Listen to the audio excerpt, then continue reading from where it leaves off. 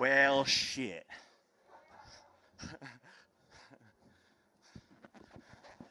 All right. Ladies and gentlemen, let's hear it for him again. An amazing performance, an amazing build-up to the fight. Jake Paul, the problem child. Jake, let's jump right into it. Thoughts on the fight? Good fight. Good war. You know, tough kid. I didn't have my best performance. All fair play to Tommy. He won fair and square. And that's boxing, man. You got to take it on the chin. But it was good. Some good moments in there. I just really couldn't get my game plan working. But hey, man, this is what the sport's all about. You win some in glorious fashion, and you lose some. And like I said out there, judge me by my losses because I'll be back. Good for you. Was there any point in the fight that surprised you? Was he stronger than you thought, faster than you thought, more durable than you thought? No, man. I think he was just really well prepared, and I think it was more so a reflection of my own performance versus him being, super outstanding. I couldn't get my momentum going like I wanted to, and I just felt kind of flat. Yeah, you felt flat out Yeah. there. How about talking about his strength? That was a big, factor that a lot of people thought about. Of course, they saw his build and how he looked. Was he stronger than you anticipated? No, I think he was exactly the fighter that I expected him to be. I think his combinations were the thing that were a bit more impressive. But more so, again, like it was a reflection of my own performance and me just not fighting the way I know I can. Before we take questions from the media, can I ask what the game plan was going into the fight? Yeah, look at just pressure, come forward, stick it on him, keep the combinations going, fake coming in, work to the body, throw my 1-2s, don't stop jabbing, sharp on the defense. We knew his jab was going to be long and fast, taking away the jab, getting him, coming in with the check hook, which started to work. You landed that right hand a couple of times. Were you surprised that it didn't phase him or didn't hurt him as much as you thought it might? I didn't really land it flush. Man. And I think that was, a part of the reason it was tough for me to get my best shots going. Just me setting them up. I don't know what it was, but I just didn't have that, energy. So I guess that happens. That happens. And I felt like this in the first Tyron Woodley fight when we went all 8 rounds. I just felt kind of flat. But that obviously that fight I just was able to pull it off. But it happens in the sport sometimes in these big moments, I guess. Let me pivot a little bit and just ask you about your experience here in the Kingdom of Saudi Arabia fighting in Diriyah. How was the experience all around? Man, it's been great. It's been wonderful. Everyone here is so nice. Just had an amazing fight week. Everyone's super welcoming. So I love it here, man. And they even brought me food waiting in the locker room. I've been waiting to eat some food. So yeah, the people here are amazing, and it's been good, man. Maybe we do the rematch right back here. Well, on behalf of Skill Challenge Entertainment Enterprise, I want you to know that how much we appreciated having you, hosting you, promoting the fight, working with your business partner, co-founder of MVP Promotions, Nikisa Badarian. You guys were great to work with. It was a very easy fight to put together. We did not have, even though we thought it might be problematic dealing with the problem child, it was a great experience in doing it, and we look forward to many more ventures in the future. Nikisa, how would you rate the evening? The fight, the build-up, just overall performance? Look, this was a journey that started 2.5 years ago, and we just pulled off one of the biggest events in boxing. Yeah. The number of important figures of boxing that were here tonight, the sheer chatter online, and the numbers that have been actually achieved in terms of pay-per-view globally are nothing but impressive and speaks to what Jake brought to the table, what Tommy brought to the table, and what the promotion that you guys put together brought to the table. So we're extremely happy with that. I think, look, you definitely don't want to lose, but Jake hurt him, and he hit Jake. That's how I view the fight. Jake definitely hurt Tommy Fury. Tommy Fury definitely hit Jake more than Jake hit him probably in the end. We'll take some questions from the media. First one here down in the front. Okay, first of all, welcome Saudi Jake. We saw a great performance in your fight, though you didn't succeed in it. It's the first time you don't prove people wrong. So I would like to ask you about another matchup instead of the rematch with Tyson Fury. No, Tommy Fury, I'm sorry. Is the match with KSI interesting to you anymore? Yeah, I mean, for sure. I think I got to go get this one back. And KSI has yet to fight a real opponent, so we don't even know his actual skill level. But obviously, that's still a massive fight. But I'm going to, go back for this rematch. I just talked to Tommy back in the medical room, and he's like, let's go. Let's do it again. And he's down for it. So I think that'll be the focus first and foremost. I'm going to prove that I can go and fight a better fight than I did tonight and get that W. Jake, what do you think would change in the rematch? What would you do different? Man, there's a lot of things. I got to go back and look at the tape and really dissect it. But I know when I'm in a flow state, when I'm feeling good, and when I'm having an amazing night, and this just wasn't that. And look, I don't want to sit here and make excuses, but I know I can be better. Next question. All the way in the back there. Yes, ma'am. Oh, sir. Jake, pro boxing fans, commiserations on the defeat tonight. Can you tell us what you told Tommy just before the decision was read out? I saw you were talking to him in the ring. Oh, we just said respect. That was a good war, a good fight. He was impressed by my skill. He said, look, I've been doing this since 6 years old, and you've been doing it for 3 years, and you put up a war. So, it was cool.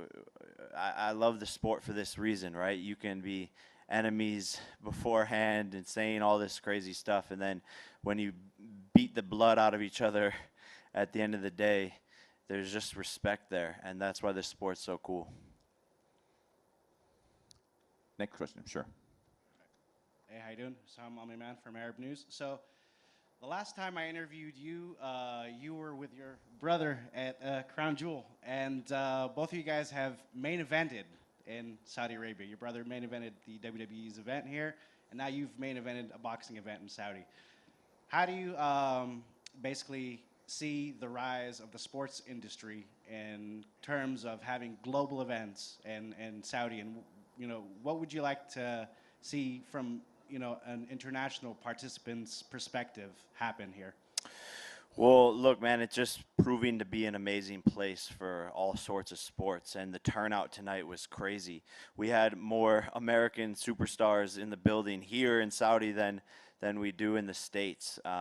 So this is becoming a hub and just a really awesome place to put on events because the fans turn out. They're so excited.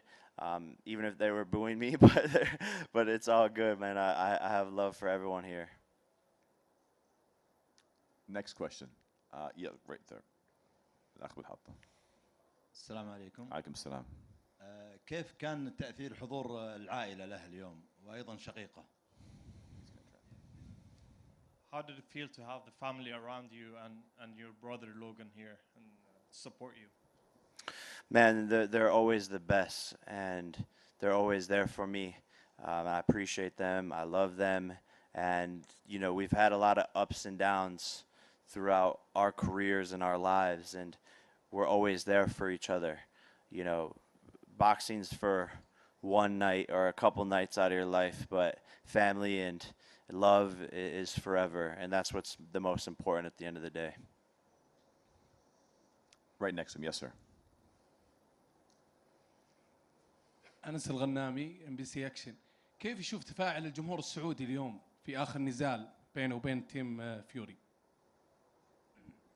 What do you think about the fans and the atmosphere, overall atmosphere during your fight with Tommy? It was awesome, man. It was really awesome. The whole event felt like a movie, packed out. So, like I said, it was an amazing opportunity to be here, and I want to thank the Kingdom of Saudi Arabia once again for having me. Michelle. Hi. Did you hear about Drake betting $400,000 onto you tonight? And do you feel like that affected you through the Drake curse? Fuck, this is Drake's fault. Drake, bro.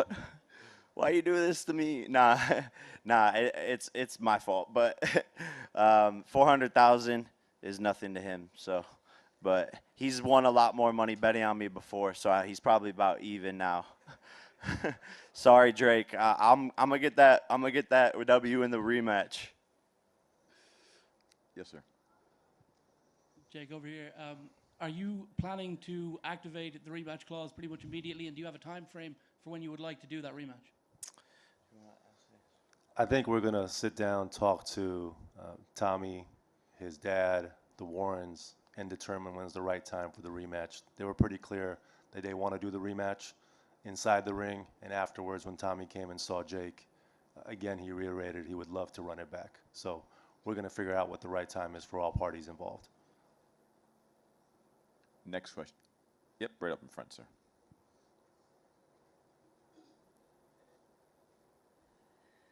كيف ترى النزالات التي حصلت اليوم؟ وهل هناك نزال أعجبك؟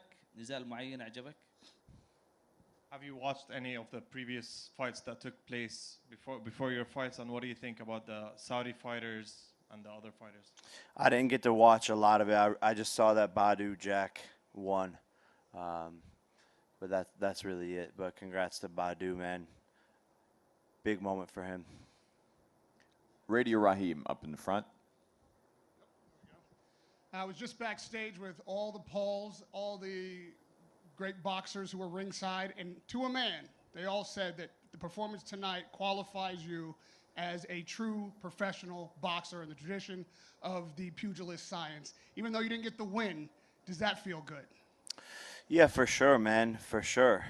You know, I've always known what my own skill level was.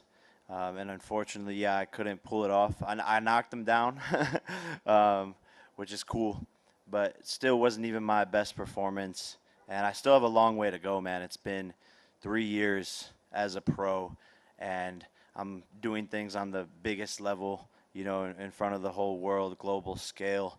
And so I have a lot of room to grow and improve, and that's what I plan on doing. Jake, let me jump in here for a question. You know, you say that, and I think a lot of people just buy into the Jake Paul hype train that, you know, he's got to fight a real guy, fight a real guy, fight a real guy. But you have only been doing this for 3 years. I mean, that doesn't even constitute even a decent amateur career, let alone a pro career where you're selling pay-per-views. You know, the amount of pressure that's on you. Do you think that you're getting a fair shake in how you're classified this early in your career? Yeah, look, I don't really know. I don't really know. I think after tonight, you know, you're gonna see everyone on the internet saying, "Oh, the first time he fought a pro boxer, he lost, blah blah blah blah blah," and I get that. But I've definitely beat really tough opponents in again a short amount of time. And I'm gonna get back into the gym, continuing to work on my craft and the sport of boxing. And I'll let my performances and actions speak for me. Next question, please. Yes, sir, Jake, up in just front. over here. Congrats on a great fight and a great event. Did you feel any more nerves in the changing room just before the fight, considering this was the biggest sort of step up in your career? No, I don't think it was the nerves.